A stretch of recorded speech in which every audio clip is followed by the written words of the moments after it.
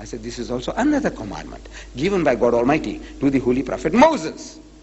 In the book of Exodus, that is the second book of the Bible, it is written, and Moses and Aaron and their sons washed their hands and their feet thereat. When they went into the tent of the congregation, they washed as the Lord commanded Moses. So I said, we Muslims are still fulfilling another biblical commandment.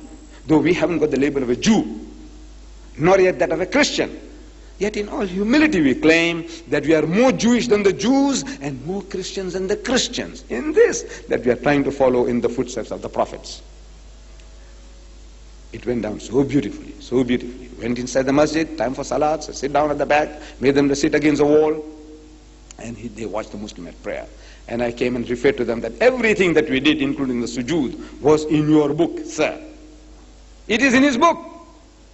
I says, you remember, you read there, it says, and Abraham fell on his face and prayed to God. I'm quoting from the Old Testament of the Christians.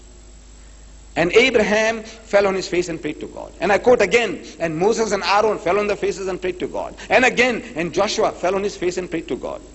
When we come to the New Testament, we read that was his last days on earth, Jesus Christ. He went to the Garden of Gethsemane and he said to his disciples, wait and watch, pass up.